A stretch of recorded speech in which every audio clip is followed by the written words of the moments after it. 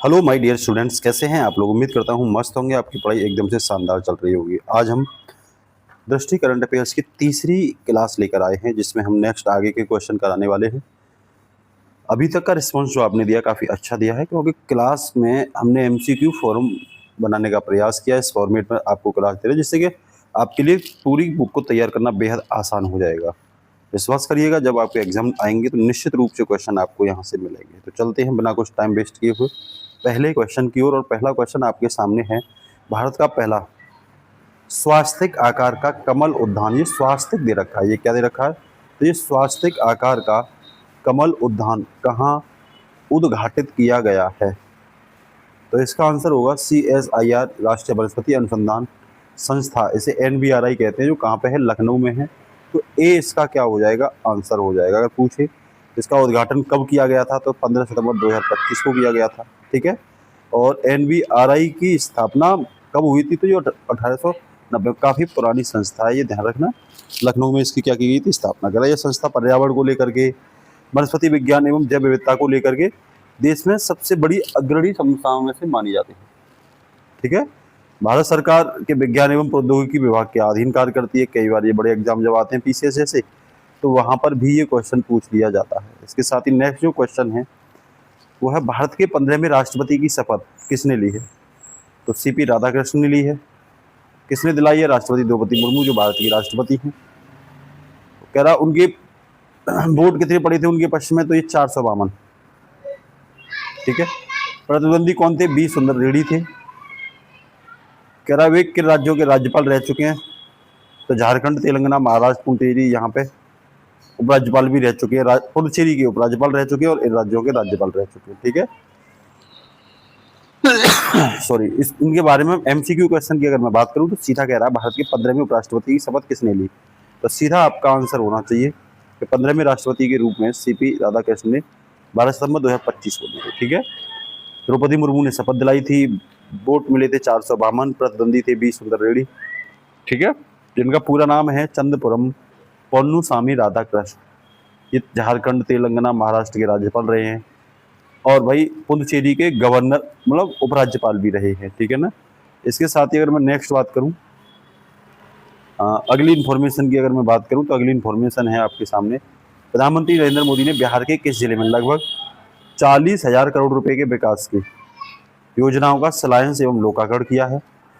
पूर्णिया में राष्ट्रीय राजधानी बोर्ड में देश के कुल मखाना उत्पादन के बिहार योगदान या लगभग 90% का लोकार्पण शिलान्यास कहाँ पे किया, पूर्णिया में किया है, ये ध्यान रख लेना। ठीक है ना। 12 सितंबर 2025 को किया है। ये बिहार में पड़ता है, पूर्णिया जिला। नरेंद्र मोदी ने किया है। विशेष फोकस जो इसमें रहेगा वो इंफ्रास्ट्रक्चर, कनेक्टिविटी, शिक्षा, स्वास्थ्य और रोजगार को लेकर रहेगा। और कह रहा है ये पूर्णिया जिला जो मखाना उत्पादन के लिए काफ़ी फेमस जिला है, और मखाना उत्पादन में बिहार का लगभग 90% क्या रहता है, योगदान रहता है। ठीक है। अगला है, प्रधानमंत्री ने पूरे हवाई अड्डे के किस नए ढांचे का उद्घाटन किया। तो ध्यान रखना, न्यू सिविल एनक्लेव पूछ लिया, किस ढांचे का किया, तो आप लोग सीधा सीधा बताओगे न्यू सिविल एनक्लेव अंतरिम टर्मिनल भवन ने। ठीक है। किसमें, तो न्यू सिविल एनक्लेव अंतरिम टर्मिनल भवन। ठीक है। पूर्णिया हवाई अड्डे के नए ढांचे का उद्घाटन न्यू सिविल एनक्लेव के रूप में किया है प्रधानमंत्री मोदी ने। इसके साथ ही अगला जो क्वेश्चन है वो क्वेश्चन है, प्रधानमंत्री ने किस नदी लिंक परियोजना के पहले चरण की आधारशिला रखी है। तो ध्यान रखना, Kosi मैची intra state river link की रखी है। Kochi मैची intra state river link, इसमें लगभग 2680 करोड़ रुपए लागत के लगेगी। इसकी जल निकासी क्षमता की बात करूँ तो 15,000 से लेकर के 20,000 क्यूसेक जल निकासी क्षमता है। परियोजना का उद्देश्य कह रहा जल निकासी क्षमता को बढ़ाना है। आधारशिला 12 सितंबर 2025 को रखी गई थी। ये भी याद रख लेना। कह रहा है यह परियोजना नेपाल के साथ जल प्रबंधन सहयोग को मजबूत करेगी, नेपाल के साथ, अपने पड़ोसी देश के साथ, तो उस परिदृश्य में भी ये काफ़ी अच्छी रहेगी। ठीक है। अगला कह रहा है, प्रधानमंत्री ने विक्रमशिला कटारिया के बीच किस अवसंरचना परियोजना की आधारशिला रखी है। तो इसका नाम है विक्रमशिला कटारिया।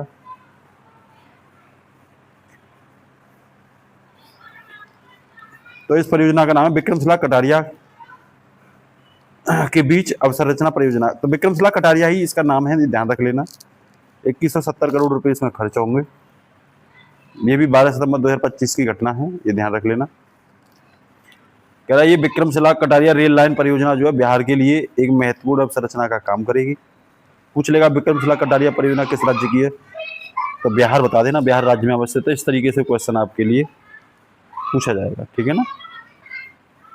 अगला जो क्वेश्चन है, कह रहा प्रधानमंत्री ने अररिया गलगलिया ठाकुरगंज के बीच कितनी लागत की नई रेल परियोजना का उद्घाटन किया है, तो इसका आंसर हो जाएगा 4410 करोड़ से अधिक की लागत की रेल परियोजना का क्या किया है, उद्घाटन किया है, ये ध्यान रख लेना, ठीक है ना।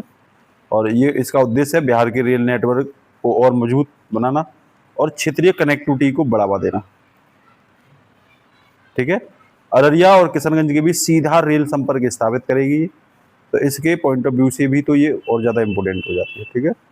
प्रधानमंत्री किस मार्ग पर Vande Bharat express way train को हरी झंडी दिखाई, तो किस मार्ग पर, तो ध्यान रखना जोगबनी दानापुर, जोगबनी दानापुर, इसको याद रखना। और इस ट्रेन में से मिथिला और मगध क्षेत्र के बीच कनेक्टिविटी में क्या होगा, सुधार होगा।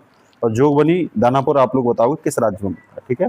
ये किस राज्य की परियोजना है, आप लोग कमेंट में जरूर बताया करिए, जो आंसर होते हैं उनको भी बताया करिए, ठीक है। कह रहा यह सुविधा प्रतिवर्ष कितनी सेक्सर्स सॉर्टेड सीमेंस खुराक का उत्पादन करने में सक्षम है, तो लगभग 5 लाख इसका आंसर हो जाएगा, ध्यान रखना। पूर्णिया में इसका उद्घाटन किया, ध्यान रखना। प्रधानमंत्री ने पूर्णिया में किस विशेष सुविधा का उद्घाटन किया, तो आप लोग ध्यान रखना सेक्सर सॉर्टेड सीमेंट सुविधा का। कह रहा पूर्णिया में शुरू की गई यह सुविधा किस मिशन के तहत स्थापित की गई है, तो राष्ट्रीय गोकुल मिशन, ये गाय और पशुओं से संबंधित मिशन है, इसके तहत की गई है सेक्सर सॉर्टेड सीमेंट सुविधा, ठीक है, प्रधानमंत्री मोदी के द्वारा। अगला क्वेश्चन है, निम्न में से कौन सा कथन सही है। कह रहा स्वच्छ वायु सर्वेक्षण 2025 किस कार्यक्रम के अंतर्गत आयोजित किया गया, तो कह रहा है NACAP के द्वारा स्वच्छ वायु कार्यक्रम के तहत। स्वच्छ वायु सर्वेक्षण पुरस्कार 2025 का आयोजन किस मंत्रालय द्वारा, तो कह रहा पर्यावरण वन एवं जलवायु परिवर्तन मंत्रालय द्वारा। कह रहा वर्ष 2025 में किस शहर ने मिलियन प्लस श्रेणी में पहला स्थान हासिल किया, तो इंदौर ने, ये कह रहा है। और अगला कह रहा है इंदौर की कौन सी उपलब्धि गिनीज बुक वर्ल्ड में की गई है, तो कह रहा वर्ष में 16 लाख पेड़ लगाने की उपलब्धि, तो इंदौर ने वर्ष में 16 लाख पेड़ लगाए हैं। कह रहा मिलियन प्लस में दूसरा स्थान किसका है, तो जबलपुर का है। और तो यहाँ ध्यान रखना आप लोग, सभी के सभी जो स्टेटमेंट हैं, ये सभी के सभी स्टेटमेंट आपके लिए बिल्कुल सही है। 9 सितंबर 2025 की इंफॉर्मेशन है ये, और इसमें सभी स्टेटमेंट क्या हो जाएंगे, सही हो जाएंगे, ठीक है ना।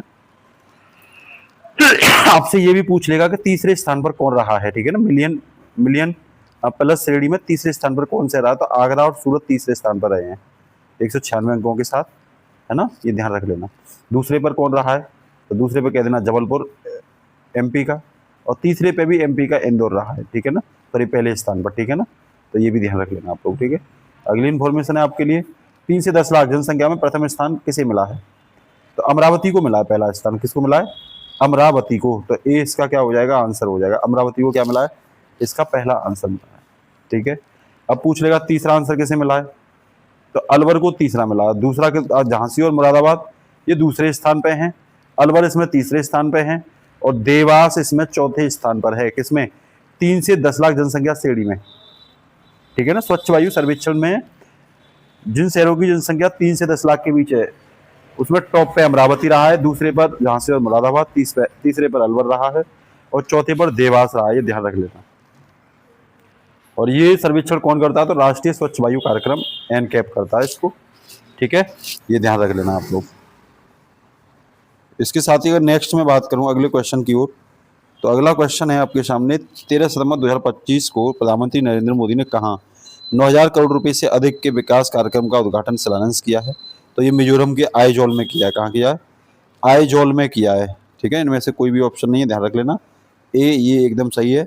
13 सितंबर 2025 को ये मिजोरम आइजोल में 9000 करोड़ की परियोजना विकास कार्यों का उद्घाटन शिलान्यास किया है, ठीक है। उद्देश्य यही है कि मिजोरम राज्य में समग्र विकास करना, वहाँ की आधारभूत जो संरचना है उसको मजबूत करना, ये इसका उद्देश्य हो जाएगा।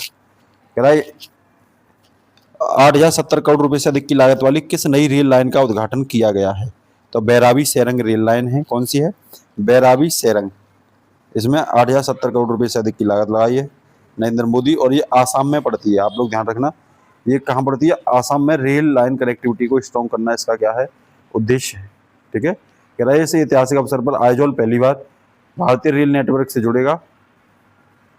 ठीक है। कह रहा है ये कितनी एक्सप्रेस ट्रेनों को हरी झंडी दिखाई गई है यहाँ पे? तो 3 नई एक्सप्रेस ट्रेनों को भी इस राज्य में हरी झंडी। लेकिन बैरांगी सेरंग जो रेलवे लाइन है, ये आप बताओगे किस राज्य में पड़ती है? ठीक है ना, किस किस से कनेक्ट, क्या असम और आइजोल को कनेक्ट किया गया है? ये भी आप लोग बताओगे। ठीक है ना। इसके साथ ही नेक्स्ट क्वेश्चन जो है, वो नेक्स्ट क्वेश्चन है आपके सामने, NIRF रैंकिंग 2025 में समग्र श्रेणी में कौन सा संस्थान शीर्ष पे? समग्र, ये समय नहीं है, ये समग्र श्रेणी में कौन टॉप पर है? तो इसमें IIT मद्रास टॉप पर आया है, और ये लगातार 7 वर्षों से पहले स्थान पर ही है। ध्यान रखना, 4 सितंबर 2025 को ये जारी की गई थी। ठीक है ना। और कितने वर्ष? तो 7 वर्षों से। और ये किसके द्वारा जारी की जाती है? तो भारत की शिक्षा मंत्रालय द्वारा क्या की जाती है? जारी की जाती है। अगला क्वेश्चन है, PM विकसित भारत रोजगार योजना की घोषणा किसने की थी? तो ये प्रधानमंत्री नरेंद्र मोदी ने की है। किसने? प्रधानमंत्री नरेंद्र मोदी ने। कितना बजट आवंटित किया जा रहा है? तो 1,00,000 करोड़ रुपए इसके लिए बजट आवंटित किया जा रहा है, और रोजगार पाने वाले युवाओं को इसके तहत 15,000 रुपये दिए जाएंगे। ध्यान रखना। और ये घोषणा कहाँ से की? लाल किला से। बजट आवंटित 1,00,000 रुपये, रोजगार पाने वाले युवा को 15,000 रुपये मिलेंगे। ठीक है ना। और ये 15 अगस्त 2025 को इस योजना का उद्घाटन किया गया था, घोषणा की गई थी। ठीक है ना। अगला क्वेश्चन है, पेपर हर बार निशानियों को कितने वर्षों बाद भारत लाया गया? जो पेपर हरवा के साक्ष्य थे, निशानियां थी, उनको 127 वर्ष बाद भारत में लाया गया है। इसकी सर्वप्रथम खोज 1898 में की गई थी। कहाँ पे? पेपर हरवा स्तूप, जी सिद्धार्थनगर उत्तर प्रदेश में पड़ता है। भगवान बुद्ध के साक्ष्य हैं, और ये कपिलवस्तु से संबंधित है। आप लोग ये बताओगे गौतम बुद्ध का जन्म कहाँ पे हुआ था? किस कबीले में, किस जनपद में हुआ था? आप लोग बताओगे। ठीक है ना। और ये भी बताओगे गौतम बुद्ध के ने पहली बार उपदेश कहाँ पे दिए थे, और उस घटना को क्या कहते हैं? ठीक है ना। इसके साथ ही नेक्स्ट अगर कुछ मैं एक्स्ट्रा पॉइंट की बात करूँ, तो ये निशानियाँ 30 जुलाई 2025 को भारत में आ रही हैं, और 127 वर्ष बाद भारत इनको लाया। सबसे पहले 1898 में ये देखी गई थी। ठीक है। तो पेपर हरवा कहाँ पड़ता है? ये भी आप बताओगे किस राज्य में पड़ता है। अगला कह रहा है, भारत का पहला हिंदी माध्यम MBBS कॉलेज कहाँ पे स्थापित करने की घोषणा की गई है? तो जबलपुर मध्य प्रदेश में हिंदी माध्यम का पहला विश्वविद्यालय घोषित किया जाएगा। 2025 जुलाई में घोषित किया गया है। ये हिंदी माध्यम में MBBS कराई जाएगी। है नरेंद्र मोदी ने इसकी घोषणा की है, ध्यान रखना है। ठीक है। तो ये भी कई बार पूछ लेगा। और ये नई शिक्षा नीति के अनुरूप इसमें काम किया जा रहा है। ये जबलपुर जिले में, MP के जबलपुर जिले में क्या किया जा रहा है? खोला जा रहा है। स्वच्छ सर्वेक्षण 2025 पुरस्कार किसने प्रदान किया है? तो ये पुरस्कार आप सबको पता है, इंदौर को ही मिलेगा। किसको मिलेगा? इंदौर को मिलेगा। और किसके द्वारा? तो राष्ट्रपति द्वारा ये दिया जाता है, और ये दिया गया है किसको? इंदौर को मिला है। इंदौर और सूरत को, ध्यान रखना। सुपर स्वच्छ लिंग श्रेणी 3 से 10 लाख में नोएडा को मिला है। ये सर्वश्रेष्ठ गंगा शहर का खिताब प्रयागराज ने जीता है। ठीक है, ये ध्यान रखना आप लोग। इसके साथ ही नेक्स्ट कह रहा है, यूनेस्को की विश्व धरोहर सूची में भारत की किस संपत्ति को शामिल किया गया है? तो मराठा सैन्य प्रदर्शक को। किसको? मराठा सैन्य प्रदर्शक को। अब तक 12 हो गई है श्रेणी में। महाराष्ट्र और तमिलनाडु में स्थित है ये। ठीक है। और घोषणा कब की गई? जुलाई 2025 में इसकी घोषणा की गई थी। ठीक। इसके साथ ही अगला है, तलाश पहल किसके लिए शुरू की गई थी?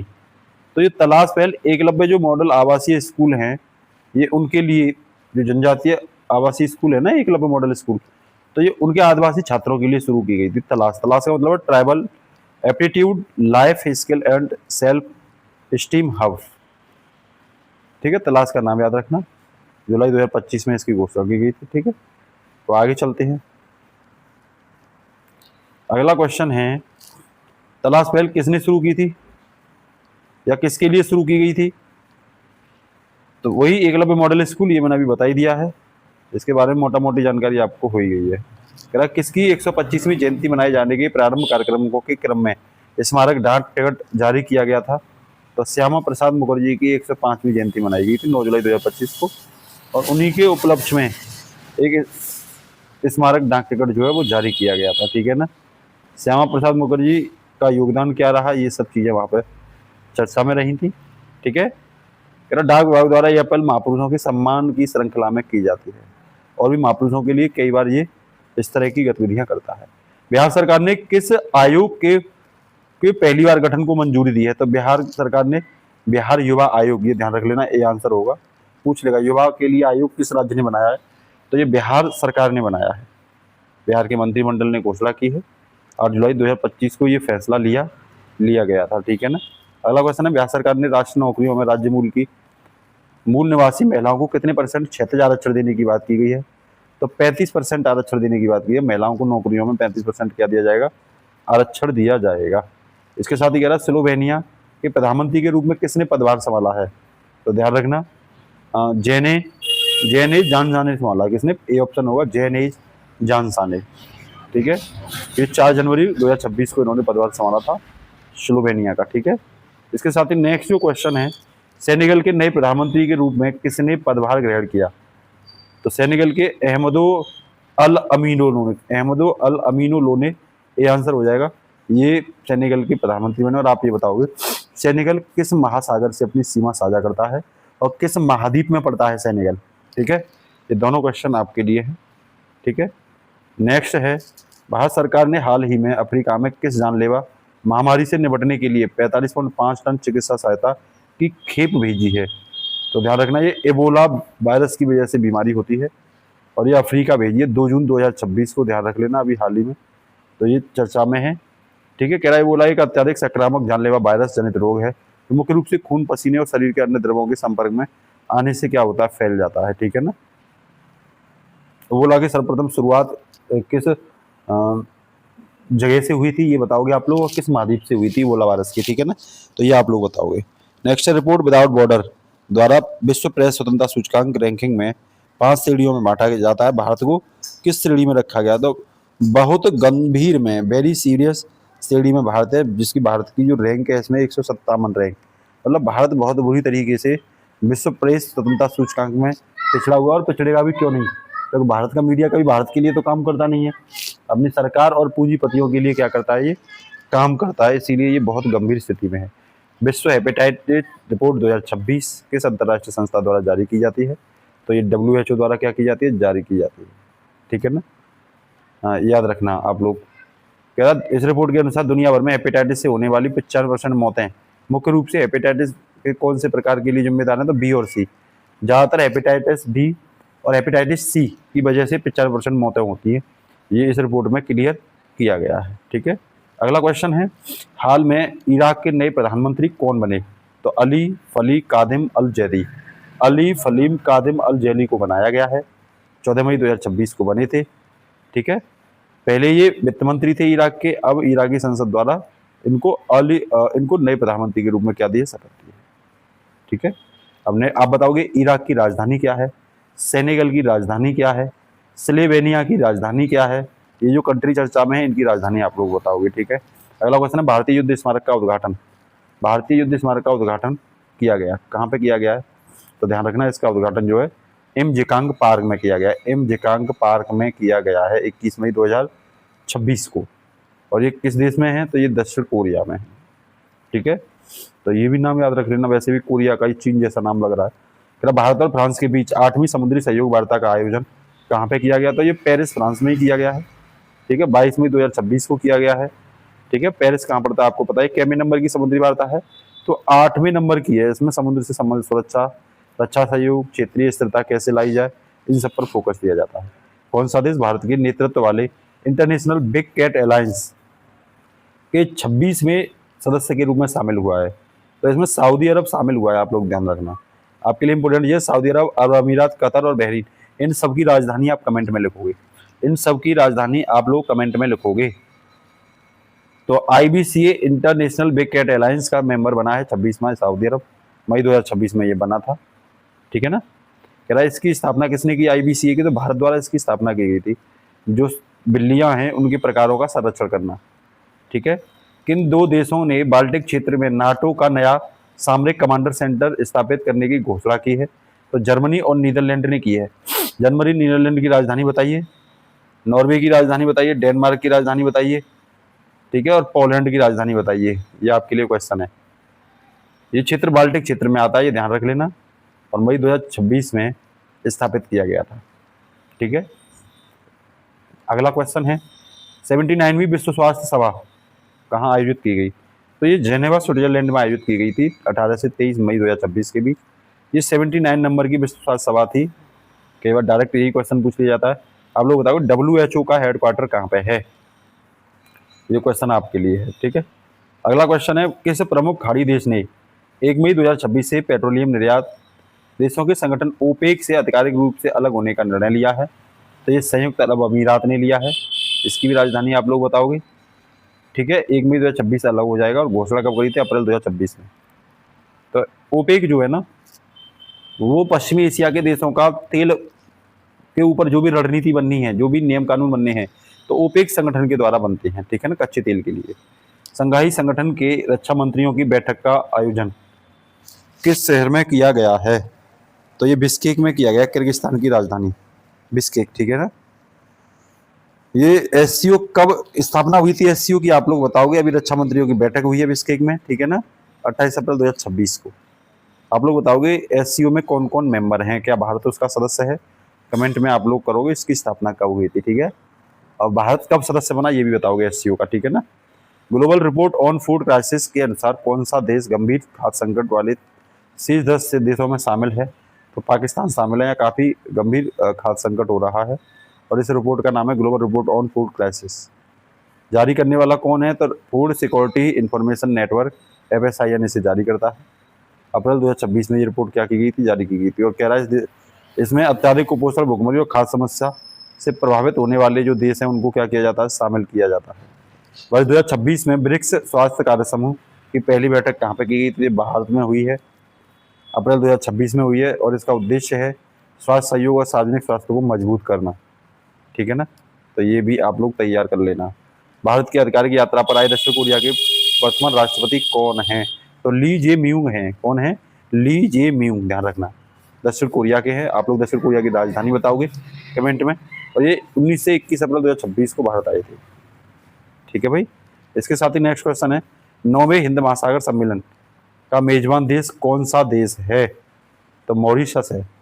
आप लोगों के लिए क्वेश्चन ये है कि आप लोग मॉरिशस की राजधानी बताओगे, सेशल्स की राजधानी बताओगे, मालदीव की राजधानी बताओगे, और श्रीलंका की राजधानी बताओगे। आप लोग यही बताओगे किस महासागर में अवस्थित हैं ये कंट्री राजधानियों के साथ। सभी के कमेंट में पढ़ूंगा। और ये 10 से 12 अप्रैल 2026 को मेजबान देश बना था। सतत विकास और महासागरीय सहयोग करना इस 9वें हिंद महासागर सम्मेलन का क्या है? उद्देश्य। अभी पूछ भी लगा हिंद महासागर का कौन सा एडिशन हुआ था? तो 9वां हुआ था, ठीक है। ये ध्यान रख लेना आप लोग, ठीक है। तो आज के लिए आपके लिए इतना ही। बताना क्लास कैसी लगी। इंपॉर्टेंट है, जितना मैं करा रहा हूँ केवल उतना कर लो। आपके क्वेश्चन कहीं नहीं, करंट अफेयर्स तो कहीं से आपको पढ़ने की आवश्यकता ही नहीं पड़ेगी, ठीक है। नमस्कार, जय हिंद, ऑल द बेस्ट।